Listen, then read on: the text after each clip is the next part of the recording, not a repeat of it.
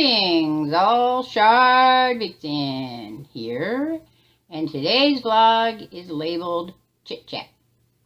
I suppose we could call it Chit Chat 1, because I'm sure there'll be more Chit Chats.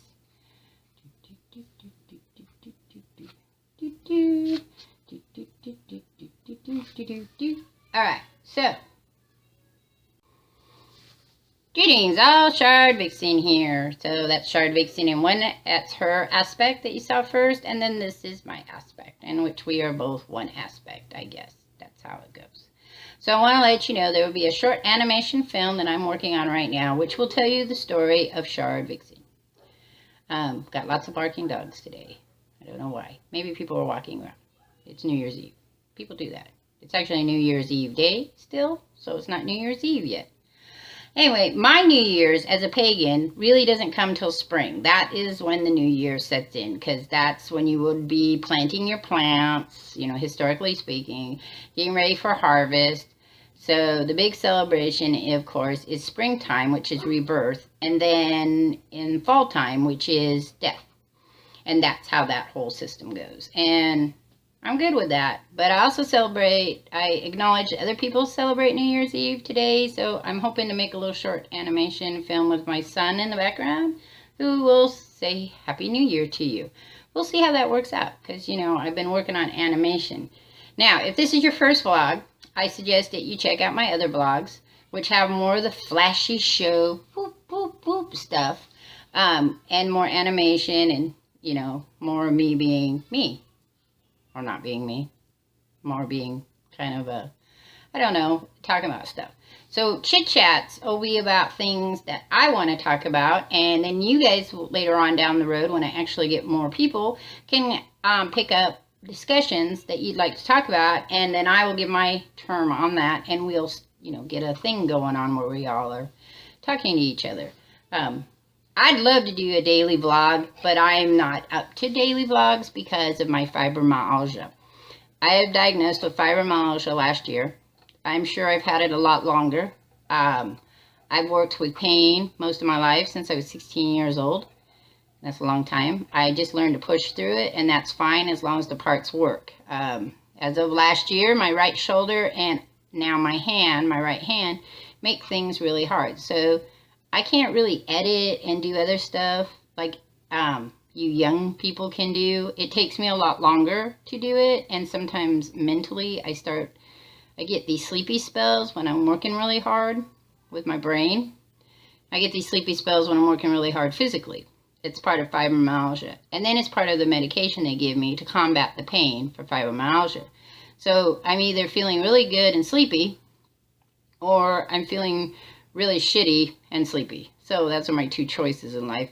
My shoulder, like to draw that back there, my shoulder just, I had a really hard time. So it takes me longer to draw things. And it takes me longer because I'm right-handed. Someday maybe I'll learn to be left-handed.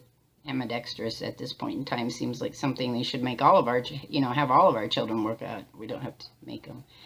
Here's a secret. It's an adult secret. You can't make anybody do anything they don't want to. What we do is we give incentives, choices, rewards, and punishments that kind of flavor those choices. My expertise in life is behavior. I've been a behavioralist long before I went to school to become a behavioralist. I understand behavior. I understand how little brains think and even big brains think. So the fibromyalgia is a really bitch. I mean, I can't play video games very long, which is, my dream was to retire and have an entertainment area and just play video games all the time that I wanted, and that's not going to be happening. I like to craft, and I can't do that. I'm working on a dollhouse, which normally I would have had the dollhouse done like within 2 days, and now it's taking me 2 weeks. So that's kind of a pain also. The other compounding problem is I suffer from mental health issues. Also, since I've been about 14. When I was 14 years old, I had a psychotic break. I didn't know it was a psychotic break. I thought it was puberty. And so did everyone else. So I was just called a weirdo because, unlike other people, I didn't seem to react well. But I was a weirdo my whole life. Because I had mental health my whole life and people didn't know I had mental health. So my original diagnosis was bipolar depression with anxiety, flavor of anxiety. My second diagnosis, which those of you who live with mental health issues understand this concept that diagnoses are ever changing because human beings are ever changing. My second diagnosis was borderline personality disorder with anxiety, general anxiety issues. And then recently I had another therapist say that she thinks I am bipolar because the medication that they give me for my nerve damage is also an antidepressant and seems to work really well. So therefore I have gone back to a diagnosis of bipolar with general anxiety. And what does that mean in the real world? Well, not in the medical world. In the real world, that means that people think I'm an idiot or I'm a nutball or there's something wrong with me and they don't like me. People with mental health issues, sometimes people don't like them. People who are really intelligent, people don't like them. People who tend to be arrogant, people don't like them. My arrogance comes as a shield for me. It's a way for me, because I don't see me as being arrogant. It's other people see me as being arrogant, which is kind of the way arrogance works. Arrogance isn't something that you say, oh, I'm arrogant. It's really a perception. Remember our bubbles. It's a perception that feels through a bubble. My arrogance is me being positive and confident about myself. I just assume people I meet like me. It's only after the second or third time that they turn me down to go to lunch, to go to the movies, hang out, do whatever, that I realize that maybe they don't really like me. I don't make a good persona. People aren't going to flock to my video channel and go, God, you should listen to this lady because she is awesome. She wears a mask though, so that's a little odd. But I'm not the only one that wears a mask. So when I was severely depressed last year. I've been depressed many years, but I was severely depressed last year because my life changed. I had this one goal in mind that I had worked on for over 10 years. And then I became disabled and I couldn't do that goal anymore. And I know there's people out there that are going to say, oh, well, that shouldn't have changed it. You should have just pushed forward. You should have, and I did. I tried, and it didn't work. And it became more severely problematic for me mentally. And then physically, because fibromyalgia, they think somehow is aggravated, maybe aggravated. It's not for sure, so don't go running out there going, she said. Some of the research indicates that it could be connected to your mental health issues. So when you're feeling really, really bad, your fibromyalgia is really bad. You're feeling really, really good, your fibromyalgia may feel better, may be easier to manage. I haven't noticed that myself, but, you know, it's a possibility that my fibromyalgia is a product of my mental health issues and working through it, like pushing past it and saying, it's no big deal, we'll just put it in my pocket and we'll keep moving forward. Because I can remember big bouts of what now is occurring every other day. I can remember big bouts of that. I can remember 3 to 4 weeks to 6 months of not being able to move, not being able to do anything, going to work, coming home, sleeping, and that's it. That was my whole life. Existing in pain and going to the doctors and having them go, it's all in your head. Well, possibly it is all in my head. Anxiety is now, they're finding a lot of research. The anxiety, the offshoots of the stress that you feel from anxiety is inflaming your nerves because your brain doesn't know the difference between physical and mental pain. It doesn't understand that a slap is different than someone calling you horrible. As long as the chemicals in your brain react to that, they are building up in your nerves and the pain cannot be released. So, what cure is there for that? Well, who knows? Since it's kind of a new theory, I'm sure there's no cure for it. Mental health isn't curable in the sense that we think curable. Mental health is manageable in a curable state. I can manage my mental health issue to be productive most of the time. Other times, not so much. And so I was severely depressed last year, and my son had been trying to get me to watch YouTube with him quite regularly. And I said, oh, what the heck, I can't do much anything else. So we sat down, and he introduced me to Jacksepticeye. And I've said in many of my ramblings on my videos, which are my kind of rambling videos, I have said that Jacksepticeye kind of, you know, hit a nerve. He kind of made a statement that anyone could do YouTube. And not just from a money aspect, that anybody could make a video and put it on YouTube and be successful. And I thought, okay, I need something to be successful at, because that's where the depression comes from. I can't work. I can't bring money in.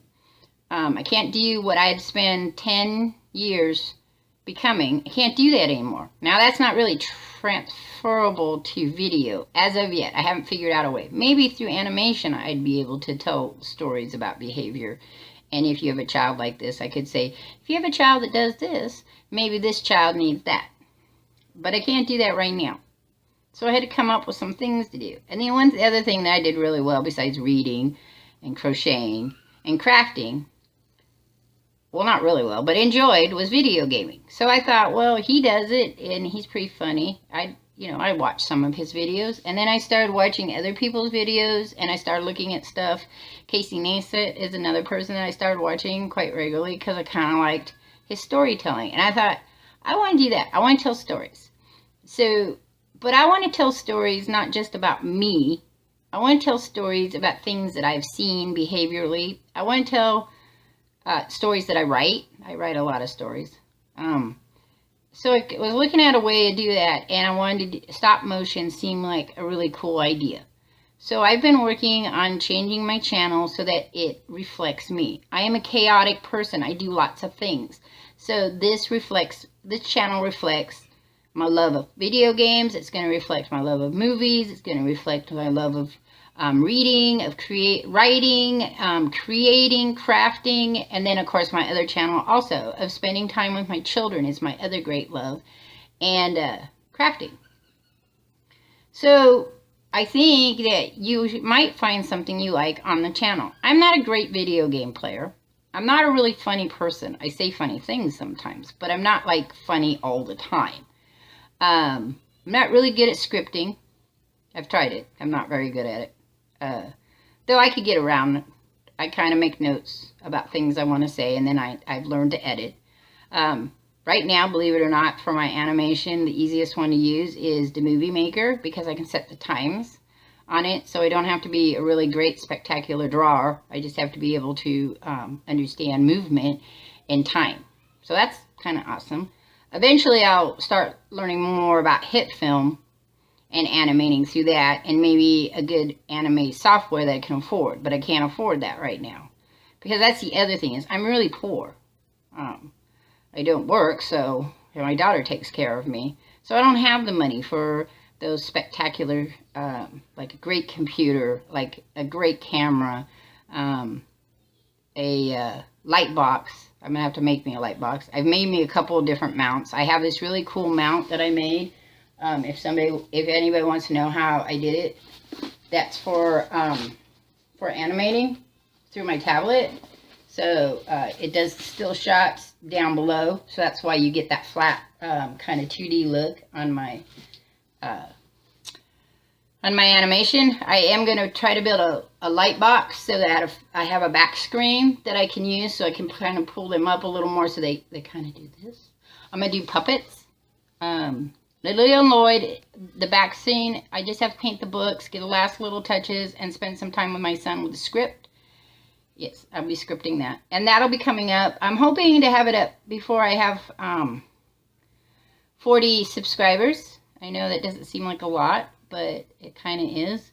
And then I did a concept about how I want to build the channel, what kind of subscribers I want. So I want subscribers who are going to watch, first of all.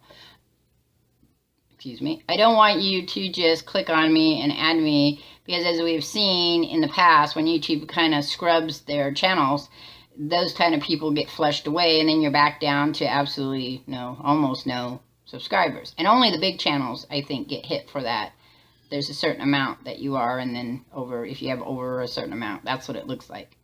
Anyway, so I figured out that if my next goal is going to be 45, and if I double that, it'll be 90, because my ultimate goal for my channel is 500,000.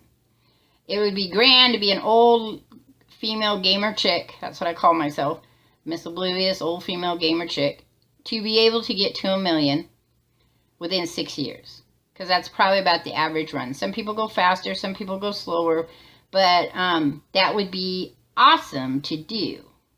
Whether that's going to happen or not, I don't know. I don't know what the future is going to bring.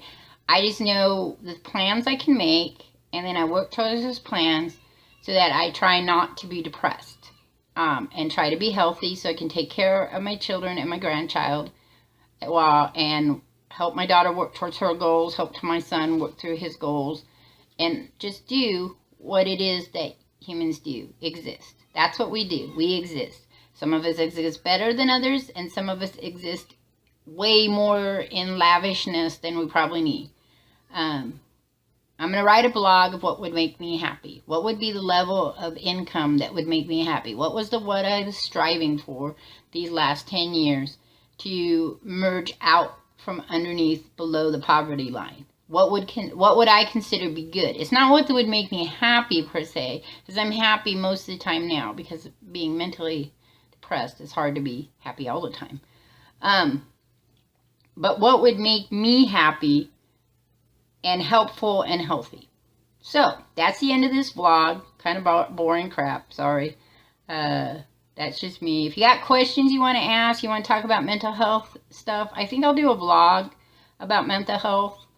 I know a lot about it, so I think I'll do a vlog down the road about it. But I try to do some animation vlogs and stuff like that. Anyway, so I'm out of here. I'll catch you all on the flip side. Check out my other channel and this channel, my other series. And peace, and have a very, very, very happy new year. And let's hope that 2017 is successful for us all. Peace.